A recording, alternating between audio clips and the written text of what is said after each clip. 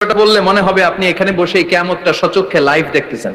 وأنزلنا الحديد فيه بأس شديد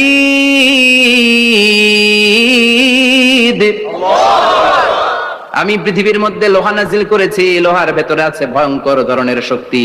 মানাফিউল লিন্নাস, মানুষের জন্য উপকার আছে না নাই? সব কাজে লোহা লাগে। মোবাইল বানাবেন লোহা লাগবে, গাড়ি লোহা লাগবে, বাড়ি লোহা লাগে। এই যে মাইক দিয়ে ওয়াজ করতেছি লোহা আছে না? লোহা ছাড়া কিছুই হয় না।